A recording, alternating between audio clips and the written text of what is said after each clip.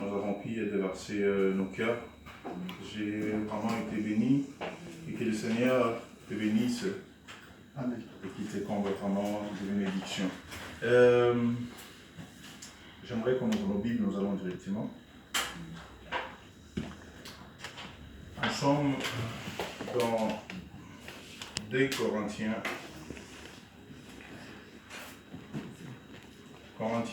2 Corinthiens chapitre 5.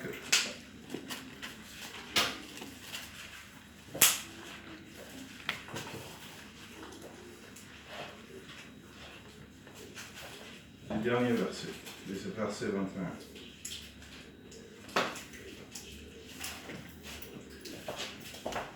Ça, après, je vais t'acheter la Bible. Est-ce que tous ceux qui n'ont pas de Bible, après, dites-les, moi, je vais vous acheter des Bibles.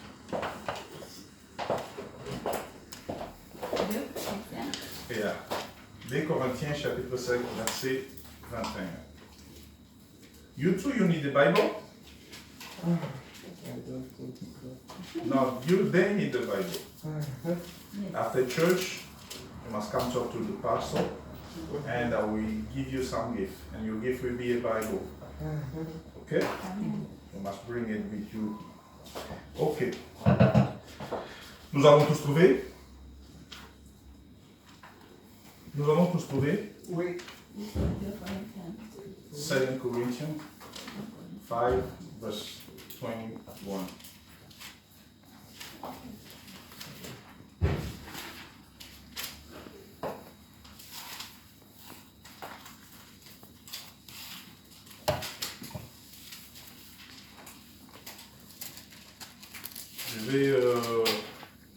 Je vais les lire. J'ai 3 versions devant moi. Et je vais lire les 3 versions pour que vous compreniez un peu comment est-ce que le message est passé. La première version, c'est en anglais, c'est la version Good News. Ça dit ceci. Christ was without sin. Christ était sans péché. But for our sake, God made him share our sin. In order that, in union with him, we might share the righteousness of God. En français, la version que j'ai, c'est la version missionnaire. Celui qui était innocent de tout péché. Dieu l'a condamné comme un pécheur à notre place. Pour que dans l'union avec Christ, nous recevions la justice que Dieu accorde. J'ai aussi une version en espagnol qui dit Cristo non cometió ninguno pecado, pero por causa de nuestra, Dios lo hizo pecado, por Dieu l'a fait péché, para hacernos a nosotros justicia de Dios en Cristo, pour qu'il fasse de nous justice de Dieu en Christ.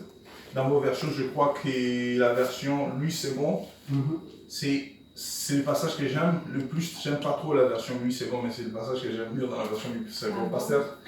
Jésus, au nom de Jésus. Amen. Celui qui n'a pas connu le péché, il l'a fait devenir péché pour nous. Afin que nous devenions en lui justice de Dieu. Écoutez, afin que nous devenions en lui justice de Dieu.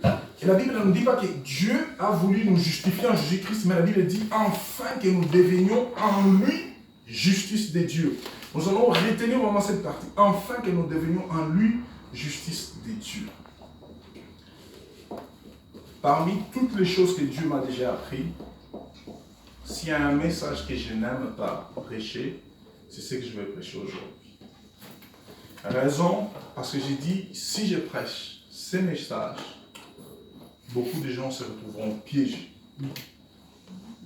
J'évite, je préfère assumer ma responsabilité devant Dieu. Je me dis, Seigneur, ça sera compliqué de parler aux gens car les gens ne sont pas encore prêts pour écouter.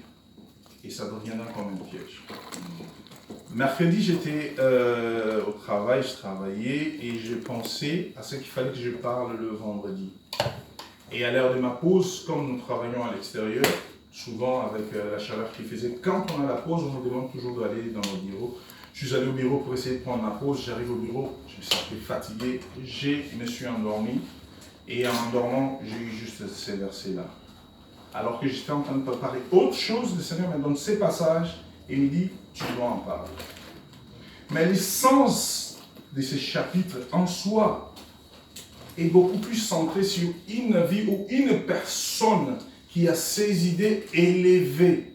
Une personne qui n'a pas besoin des choses qui se passent sur terre, mais qui est en train de se projeter sur une vie qui viendra, mais avec Dieu dans un monde parallèlement avec le monde que nous sommes, ou au paradis. C'est comme ça que ce chapitre commence. Et le verset clé de ce chapitre, que j'aime bien, c'est le verset 19. Le verset 19 nous dit ceci. En effet, Dieu était en Christ réconciliant les hommes avec lui-même. Sans tenir compte de leurs fautes, il a fait de nous des dépositaires d'un message de réconciliation. Dans la version Missémo, il dit, il a fait de nous des ambassadeurs de la réconciliation. Parce que le message que nous devons porter, c'est un message de la réconciliation entre l'humanité et son Créateur. Ou soit Dieu a pris son Fils, il a fait de son Fils un sacrifice, afin que la hache de guerre qui existait entre l'humanité et son Créateur puisse être enterrée.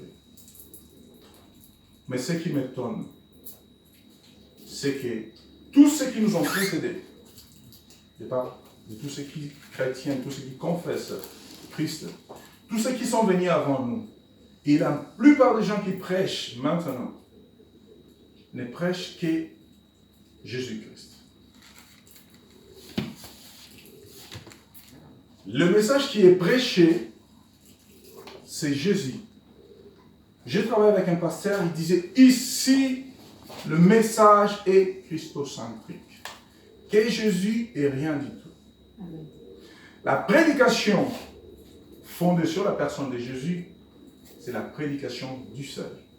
Amen. Mais vous allez remarquer que Jésus n'a jamais parlé du salut. Pourquoi ? Parce que la Bible nous explique dans Luc chapitre 10 qu'il a envoyé ses disciples 2 années avant lui pour parler de lui. Et lui au contraire disait, moi je ne peux pas parler de moi parce que mon témoignage ne sera pas accepté. Alors ce disciple, allez. Et Dieu, sachant cela, qu'est-ce qu'il va dire? Je vais envoyer quelqu'un avant lui qui prépare son chemin. Et cette personne, c'est Jean-Baptiste. Jean-Baptiste vient avec le message du salut, lui disant, répandez-vous, car le salut vient.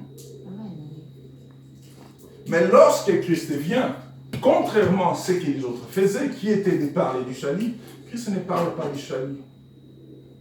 Mais le message que Christ va nous amener, c'est le message du royaume. Il ne parle plus de lui, parce que le salut, c'est lui. Je suis déjà là. Mais le problème, c'est ce qui doit se passer après moi. Après moi, il y a un royaume. Pourquoi est-ce que Christ va parler? Écoutez, vous allez écouter parler. Le royaume de Dieu est semblable à. Le royaume des cieux ou le royaume de Dieu est en vous. Le royaume de Dieu est là. À partir de ce moment-là, moi, j'ai compris une chose. N'étant pas maître de la vérité absolue, j'ai compris une chose, que le royaume de Dieu est composé de 3 facettes. Premièrement, le royaume de Dieu est semblable. Parce qu'il dit le royaume de Dieu est semblable à un semeur qui sort pour s'aimer. Et le semeur, dans cette circonstance, c'est lui la personne qui est le royaume des cieux, qui commence à s'aimer, qui jette de la sémence, et que ces semences vont tomber dans des lieux différents. Et ces terres qui doivent recevoir le message, parce que la sémence c'est le message, indépendamment de leur état, soit c'est une terre pierreuse, d'épines, au bord de la route, sans profondeur, ou alors c'est une bonne terre. Donc, premièrement, le royaume des dieux et le royaume des cieux ressemblent à ce que Christ est en train de nous présenter. Après, la Bible nous dit, il dit, si vous entendez dire qu'il est là, dans le désert, il est dans la chambre, n'y allez pas, car le royaume des cieux est en vous. Comprenez qu'il dit, est en vous. Parce que lorsqu'on parle du salut et qu'on croise le salut, on croit au salut, alors le salut vient habiter en nous, parce que c'est lui le royaume. Amen. Je ne sais pas si je me fais comprendre.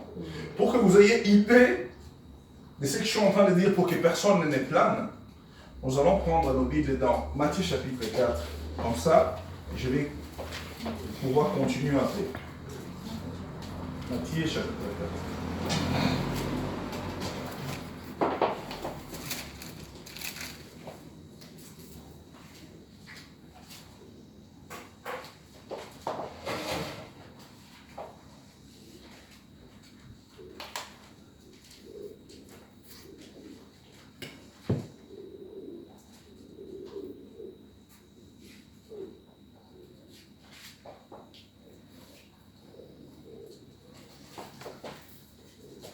J'ai dit que Dieu devait envoyer un prédécesseur pour parler du salut.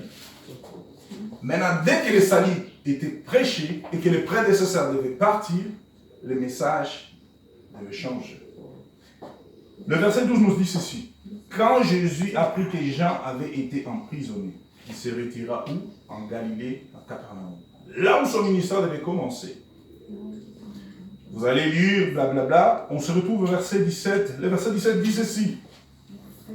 À partir de ce moment, Jésus commença à prêcher. Bibliquement, il a commencé à prêcher parce que l'annonce du salut a été déjà faite.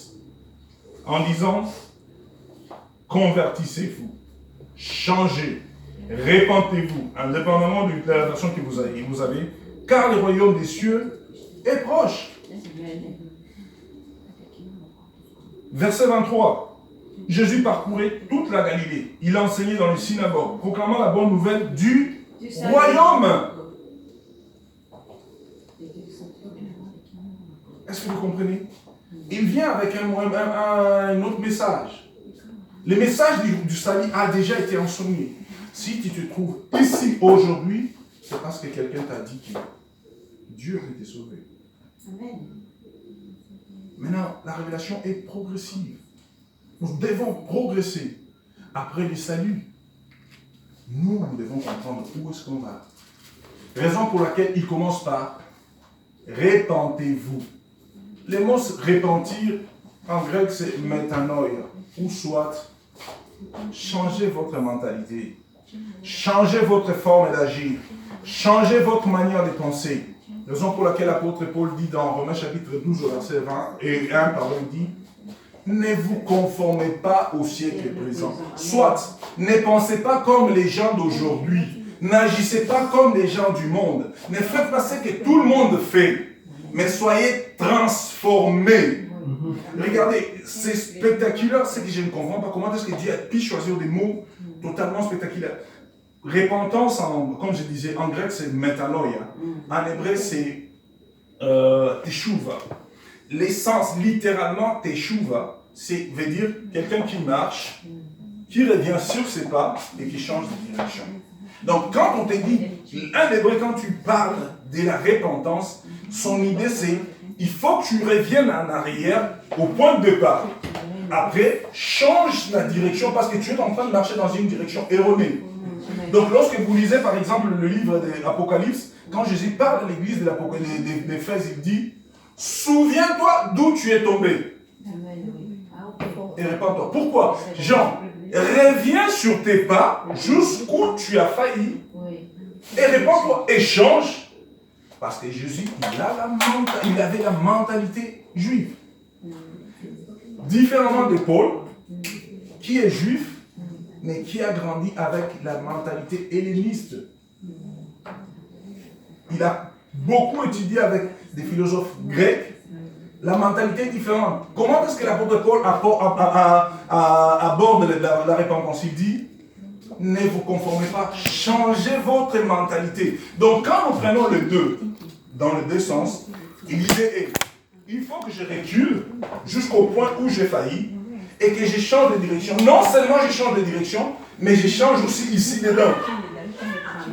Ici dedans, tout doit changer.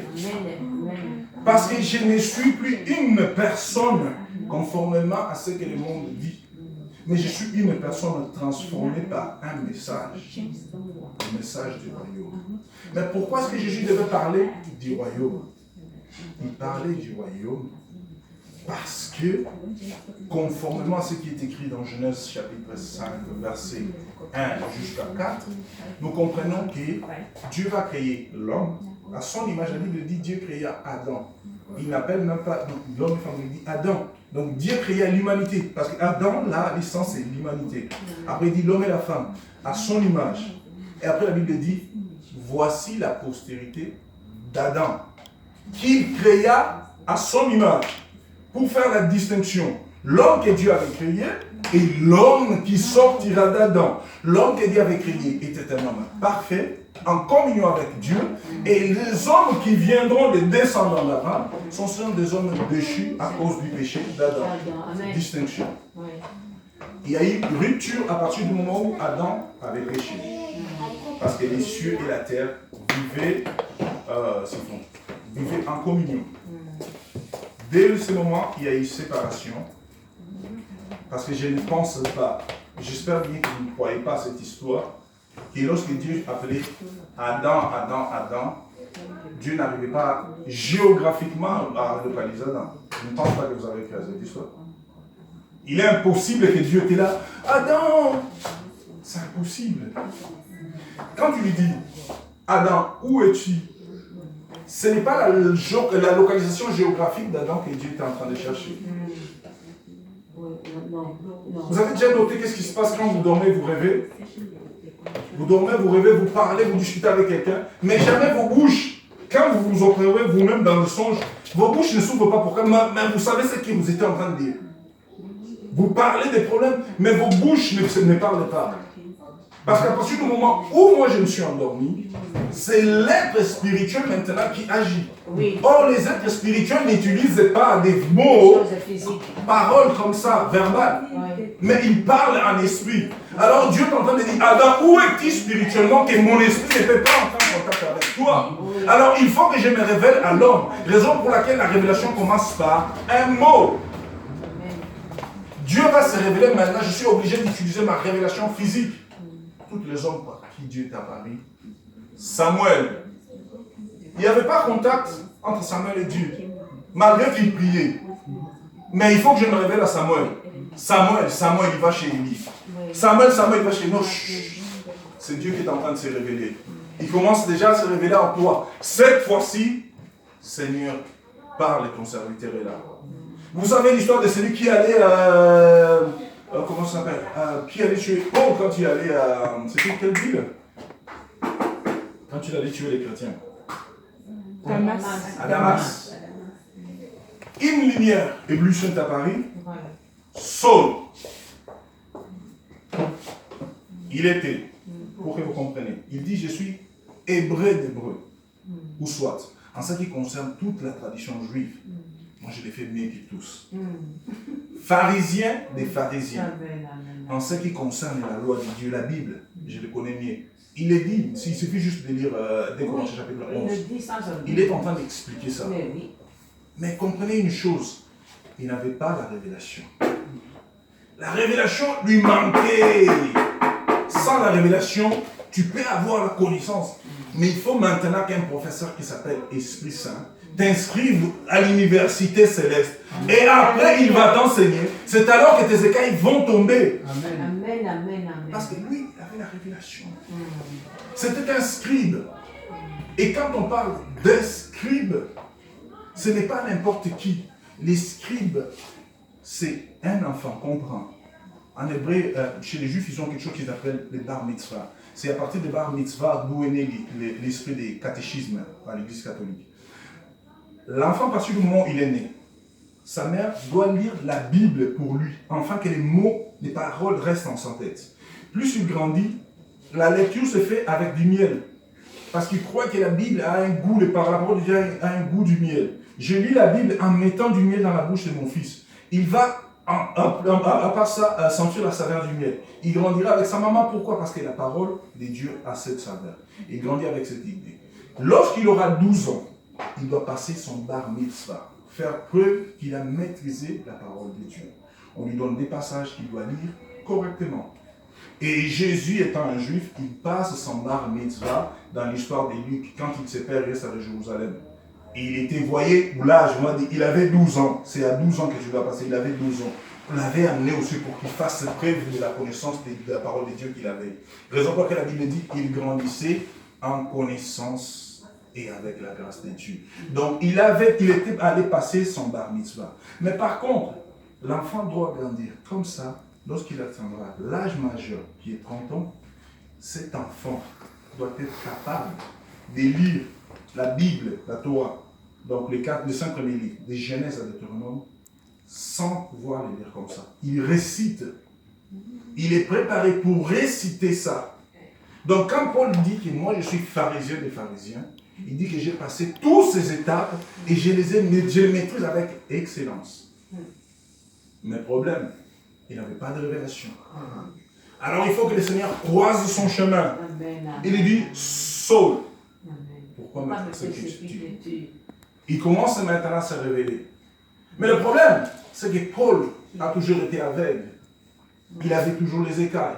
Alors il fallait que Dieu suscite un blédard. Parce que lui, il était non seulement des Juifs, mais aussi romain. C'est Rome c'était l'Empire romain qui dominait. Donc pour être à l'aise, il fallait avoir la nationalité romaine. C'est comme si, là on est en France, pour être à l'aise, il faut que tu aies la nationalité française. Donc, lui, c'était un Français, un autochtone. Mais Dieu va susciter un blédard. Quelqu'un qui n'est rien, parce qu'ils étaient considérés esclaves, Ananias. Pour qu'il fasse quoi? Pour qu'il lui fasse tomber les écailles. Pour que la révélation vienne. Parce que tous, malgré nos missions que nous avons besoin que Dieu suscite un blédard. Amen, alléluia. Quelqu'un capable de nous faire tomber les écailles. Pour que nous puissions voir Dieu comme il se faut. Sinon, nous n'allons pas comprendre les choses. Malgré notre connaissance, malgré nos biens, malgré tout ce que nous avons, il faut que Dieu suscite quelqu'un. Et ce que nous venons vous parler ici, nous essayons juste de vous préparer en fonction de ce qui est dit dans Éphésiens 4. Le Seigneur a pris des hommes à qui il a donné des dons. Apôtres, évangélistes, prophètes, pasteurs, docteurs. Afin que quoi? Pour le perfectionnement de l'Église. Écoute, pour le perfectionnement de l'Église, afin que nous atteignions quoi? Stature parfaite. Pourquoi est-ce qu'on doit atteindre la stature parfaite? Parce que si Jésus parle d'un royaume, c'est que lui, c'est un roi. Un royaume où, attendez, je vais parler ça à la manière des hommes comme Paul dit. Si on parle de Macron, on est en train de voir la France. Et partout où Macron passe, il représente la France. Et quand il va représenter les Français, il ne présente pas les Français avec la mentalité américaine. Il va présenter les Français avec la mentalité française. Parce qu'ils ont leurs coutumes et des habitudes qui sont françaises. Jésus, quand il vient, l'homme après être déchu, il a acquis une nature adamique. Dieu va essayer de restaurer les choses. Alors cet homme que Dieu va restaurer, il va restaurer cet homme, non en Adam, mais en Jésus-Christ. Comprenez bien le passage. Il a fait Jésus devenir péché, afin que nous soyons justice de Dieu. Or, c'est là où commence le problème. Le mot justice en hébreu a deux sens. Il est décrit de deux façons, mais partout dans la Bible, vous le verrez, il présente ça seulement comme justice. C'est Mishpat et Tzedaka. Les plus durs, mais les plus durs, c'est Tzedaka. Pourquoi Tzedaka? Tzedaka veut dire bonté. Tzedaka veut dire générosité. Dans Matthieu chapitre 5, Jésus commence: lorsque vous allez accomplir vos actes de justice. Dans d'autres versions, c'est lorsque vous allez faire vos aumônes. Il est courant dans la coutume juive, quelqu'un qui est dans les besoins va voir son frère et lui dit: Tzedaka, fais-moi justice. Le problème, c'est que quand il te dit fais-moi justice, et c'est ce que la Bible nous enseigne, fais-moi justice ne veut pas dire que j'ai faim, aide-moi. j'ai 100 euros, je te donne 5 euros. Je te donne, si je suis bon, je te donne 10 euros. La Bible recommande, si ton frère a faim et qu'il vient te demander, il faut que tu lui donnes la moitié de ce que tu as. Maintenant, est-ce qu'on est prêt pour le faire? Deutéronome chapitre 15. C'est pour ça que j'ai dit, c'est un message piège. Déjà, les hommes ont des problèmes graves. Nous sommes tous amants de l'argent. Attachés à un amour que je ne sais pas de l'argent. On n'arrive pas à se séparer. Et que nos frères viennent. Quand je regarde, surtout tous ceux qui vivent en Occident, les chrétiens, là je suis en train de pointer du doigt, la majorité des chrétiens qui viennent de l'Afrique, quand ils viennent en Occident, c'est un problème sérieux pour aider les autres frères. Il voit son frère en train de souffrir, il lui ferme son cœur. Il lui dit non, tiens bon, Dieu va faire quelque chose.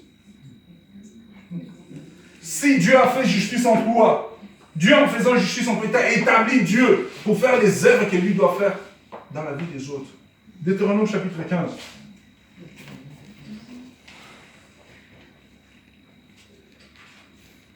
Verset 7, on commence au verset 7.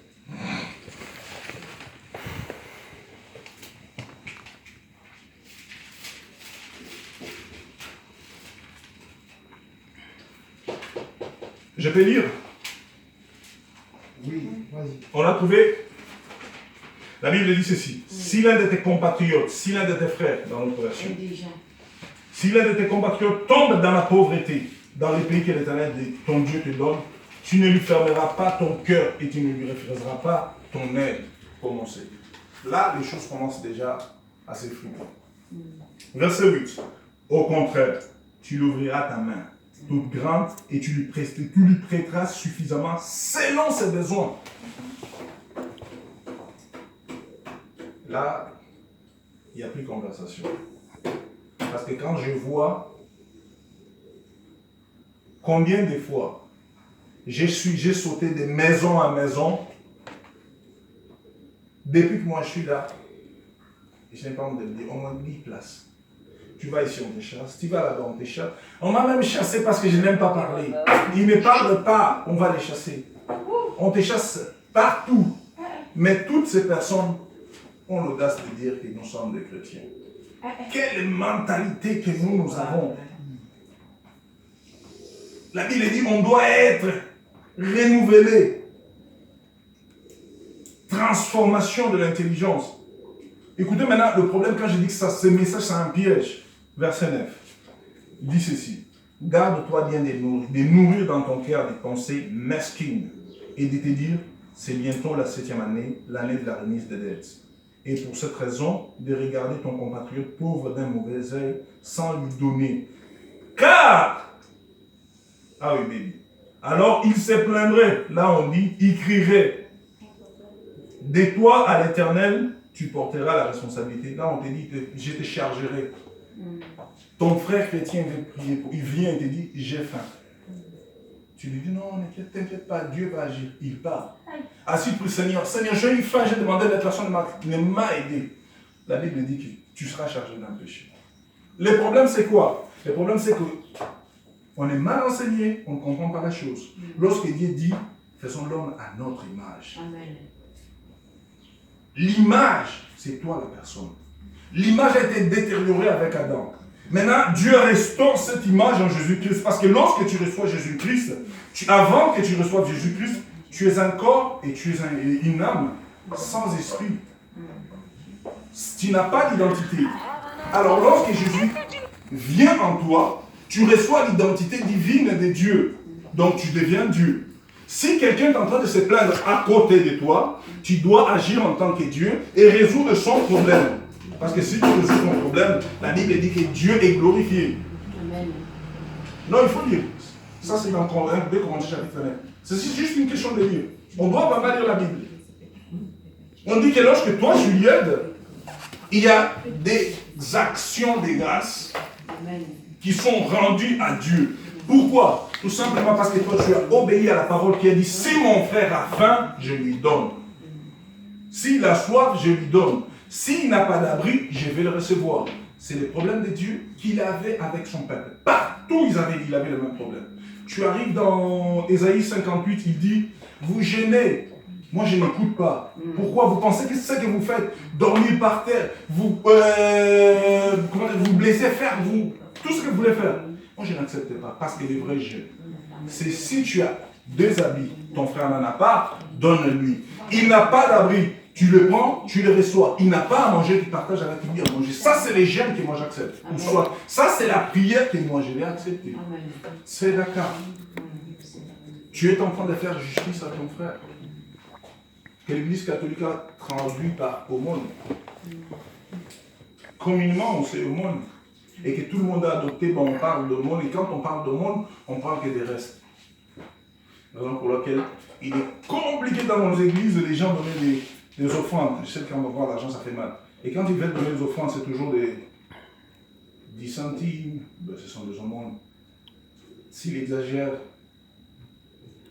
1 euro. Aumône, ou ces gens d'aide, c'est pour faire à ton frère. Dieu reçoit des sacrifices donnés de bon cœur. Bon, c'est une parenthèse après. Donc, c'est ce que j'étais en train de dire. Maintenant, comment est-ce qu'on peut être justice de Dieu? Quel est le problème qui nous fait agir tel? Dans le même passage, dans le même livre de Corinthiens, au verset 14, la Bible nous explique qu'il a raison. Et Corinthiens 5, verset 14, la Bible nous explique qu'il a raison. C'est parce que nous avons acquis la mentalité de Christ.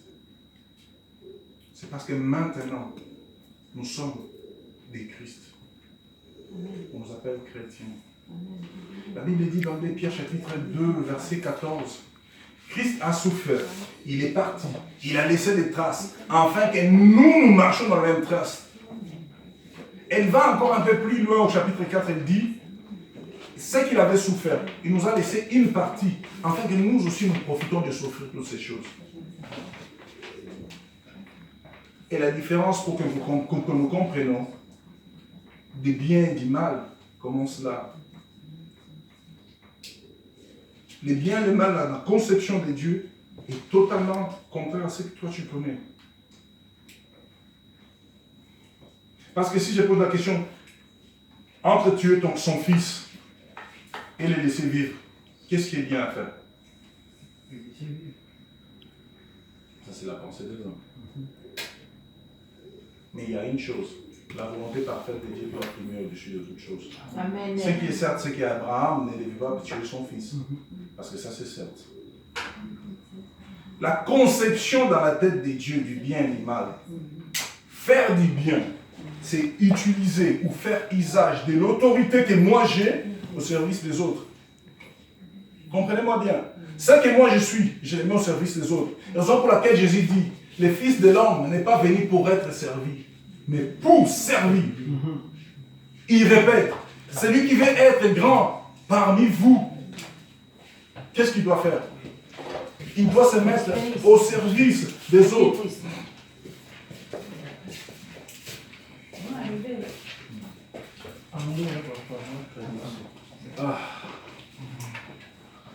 You only speak English? Yes.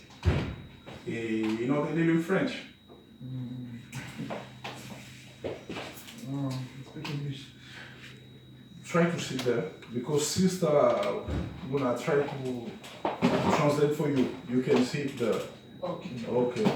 Yeah, another sister who will speak English. Okay, sister, do your best. I know. Try. Try, do your best. C'est que je suis en train d'expliquer. Il dit, celui qui veut être le plus grand parmi vous doit se mettre au service des autres. C'est le plus petit d'entre vous. C'est lui qui doit servir les autres. Et il est en train de parler de ça lorsqu'il était en train de laver les pieds des disciples. Et il pose la question, est-ce que vous avez compris ce que j'ai fait? Mais vous avez compris ce que j'ai fait? La grandeur dans le royaume des cieux. Pour être grand. Non pas comme le monde nous dit. Parce que quand tu es grand dans le monde, on a la domination sur les autres hommes. La Bible nous dit, Dieu, c'est ce qui lui, il est. C'est la domination de l'homme envers l'homme. Tu ne peux pas prendre le dessus et essayer de dominer les autres hommes. Mais la Bible nous explique que la grandeur, selon la conception de Dieu, consiste à mettre son autorité, sa puissance, ses biens, au bénéfice des autres. Ça, c'est le royaume des cieux. Ça, ce sont les citoyens qui doivent hériter le royaume de Dieu. Et maintenant, moi, je pose la question. Vous pensez que nous sommes aptes pour cela? Je commence par moi-même. Vous pensez que nous sommes aptes pour ça? Pasteur, oui. Tu penses que tu fais ça? Nous sommes tous sincères, nous savons nos difficultés. Est-ce que les frères qui viennent toquer à ma porte, je lui donne la moitié de ce que j'ai? Ça, c'est ma conception du christianisme. Être au service des autres. Et je connais les résultats. À partir du jour où j'ai appris à mettre ça en pratique, je vis les résultats de ça. Sincèrement. Ce sont des choses que moi, je n'aime pas parler. Mais l'année passée, j'ai travaillé, j'étais en intérim, j'ai travaillé en tant que préparateur de commandes chez Auchan. Et le Seigneur me disait toujours, il faut que tu arrêtes, j'ai besoin qu'on parle. Seigneur, je ne peux pas, parce que moi, il faut que je paye les loyers. Il faut qu'on parle, je ne payais pas, et ça me prenait du temps. On commençait à 9h, on finissait à 19h, je rentrais toujours fatigué, on travaillait samedi jusqu'à 15h30. J'étais toujours fatigué, les dimanches, il fallait que je fasse ménage. Je n'avais pas le temps, je n'arrivais pas à prier. J'ai lisé la Bible, je ne méditais pas parce que l'essentiel c'était que je vois les Écritures, j'ai lu. J'essayais de vivre une religiosité au lieu de vivre une relation avec Dieu. Arrivé à certains moments, on me dit, écoute, on va t'embaucher. Et il fallait que je triplique maintenant mes efforts pour que je fasse juste de ce qu'ils veulent. Ils veulent m'embaucher, alors je dois prouver que je mérite ça. Ah, je m'étais plongé encore. On me demandait de commencer à telle heure. Tu restes une heure après. J'ai parti là presque 20 heures. J'étais toujours fatigué. Le Seigneur me disait toujours, il faut qu'on parle. Il faut qu'on parle. Il faut qu'on parle. Il faut qu'on parle. Arrivé à un certain moment, j'arrête tout. Et ils me disent, on ne peut plus t'embaucher, on ne veut plus que tu restes là, alors il faut que tu rentres. Ils m'ont arrêté la mission comme ça. J'ai compris que c'était la volonté de Dieu. Je suis rentré, je n'ai même pas pensé à autre chose. Je suis rentré, j'ai dit, à partir de demain, je vais commencer maintenant à gérer et prier. Je ne vais plus chercher d'emploi, parce que le Seigneur a besoin qu'on parle. Amen. J'ai commencé ma prière. Dans toute chose, je lui ai expliqué. Tu veux qu'on parle? Je sais que tu vas me parler de la prière, tu vas me parler de ton œuvre, de prêcher. Mais c'est vrai que ça, c'est une chose. Ici en Europe, les gens critiquent beaucoup de serviteurs. Et je ne vais pas vivre de la dépendance de ce que les gens vont donner à l'église. Moi, je veux que tu me donnes un travail qui me permettrait de travailler à l'église, de méditer, de prier à l'aise. Et je ne vais pas travailler les samedis, encore moins les dimanches. Et dans ce travail, on ne peut pas travailler les week-ends. Et si tu me donnes ce travail, je lui dis ceci, si tu me donnes ce travail, non seulement je subviendrai à mes besoins, c'est de ma famille, mais je serai là pour tous les besoins qui touchent ton peuple à l'église. 2 jours après, le Seigneur me montre la vision où est-ce que je devais travailler.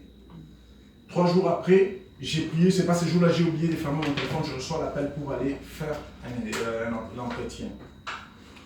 Aujourd'hui, j'ai été embauché pour comprendre. Je suis commissaire dans l'entreprise où je travaille, c'est dans la chimie. Je suis le seul avec cette couleur.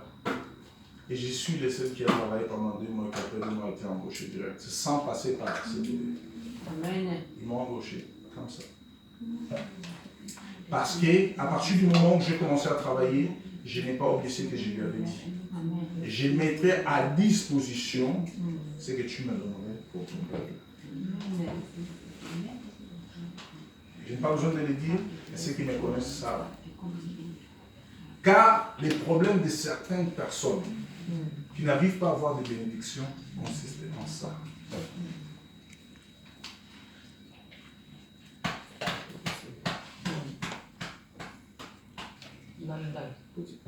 Si j'aide, il faut que je monte sur le toit, il faut que je passe sur France 3, il faut que BFM TV me passe, il faut que BFM monte, car j'ai aidé Papa Joël.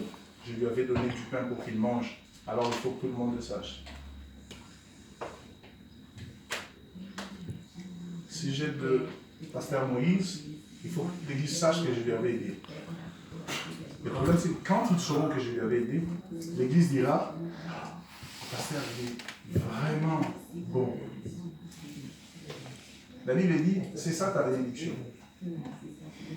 À partir du moment où les gens vont louer l'œuvre que tu as faite, c'est ça ta bénédiction. On ne va pas aller trop loin. Quand je dis la Bible, il dit Matthieu 5 pour que vous compreniez qu'il est en train d'expliquer. Matthieu 5, il explique. Et Matthieu 5, Matthieu 6, Matthieu 7, on appelle ça la constitution du royaume. Si tu maîtrises tout ce qui est écrit dans ces 3 chapitres, 3 mois, dis-toi, je suis digne d'entrer dans le royaume des cieux. Mais le problème, c'est, lis les 3 et pose-toi la question si tu es en conformité avec les 3 chapitres. Si tu maîtrises les 3 choses qui sont là et les 3 chapitres, tu es digne d'entrer dans le royaume des cieux. Matthieu chapitre 5.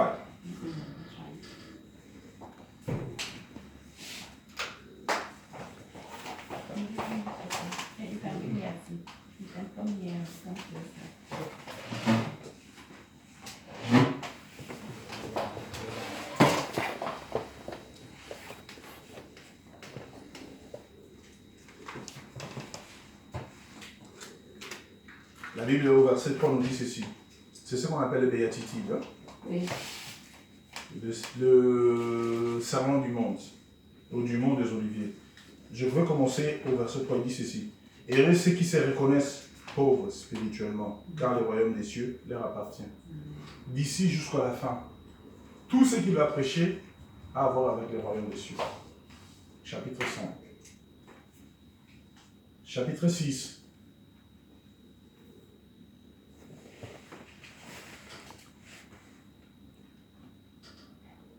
Le chapitre 6 commence. Gardez-vous d'accomplir devant les hommes pour vous faire remarquer. Gardez-vous d'accomplir quoi? Papa, dans votre version, on dit quoi? Gardez-vous de faire quoi? Vous êtes à Matthieu 6. Matthieu 6, oui. Verset 1. Gardez-vous de pratiquer votre justice devant les hommes. Si c'était en hébreu, ce serait gardez-vous de faire tzedaka devant les hommes. Les mots qui vont être employés, les termes, c'est ça en hébreu. Tzedaka. Et il dit ceci. Pourquoi? Pour vous faire remarquer par et ce que vous faites pour obéir à Dieu, sinon vous n'aurez pas de quoi? Des récompenses. Donc si j'aide une personne là et je me mets à crier, c'est fini. Ma récompense, c'est tous les éloges que les hommes vont me faire. C'est ça ma récompense. Là maintenant je suis en train d'ouvrir les livres des secrets.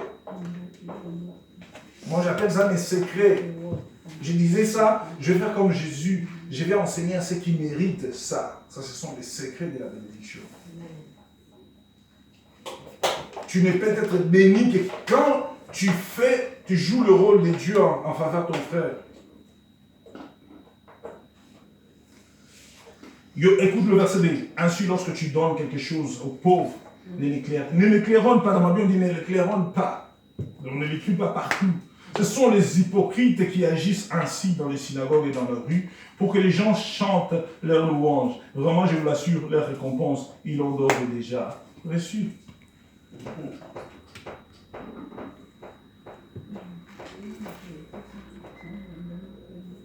Vous ne verrez jamais dans la Bible de véritables chrétiens. Lisez Actes. Partout ils partaient, ils n'apportaient rien. On va aller dans cette ville à prêcher. Ils ne se préoccupaient pas à acheter, à amener des provisions. L'esprit de Christ qui habitait les gens, dès qu'ils arrivaient là-bas, on accueillait leurs frères, on pourvoyait à un hébergement, on pourvoyait à leur manger. L'esprit des royaumes. Parce que lorsque Christ viendra pour dominer, il doit trouver un peuple avec une mentalité changée. La domination que Dieu donne à l'homme, il dit, allez dominer sur la terre, remplissez. La domination, c'est... L'idée, j'ai déjà dit ça, l'idée c'est un jardin. Chacun doit se mettre en train de planter et de faire produire la terre au bénéfice des autres. Vous savez combien ont des millions dans l'air blanc? Et il a des projets. À côté de lui, la sœur qui est là, elle est en train de pleurer. Seigneur, j'ai faim. Et lui, Seigneur, fais prospérer mes projets. Elle, sa réponse est là. Et lui, sa réponse est là. Parce que si tu fais de cette là, la prospérité de ton projet revient là. Lisez jusqu'au verset 15 quand vous allez à la maison. Lisez juste le Deutéronome 15, de 7 jusqu'au verset 15, vous allez voir. Il dit, lorsque vous allez donner, donnez-leur beaucoup. Et c'est ainsi que tout ce que vous allez faire prospérera. Tout ça, vous serez bénis. La bénédiction consiste à mettre ce que moi je suis à la disposition des autres. Amen. Est-ce que nous, chrétiens, on pratique ça?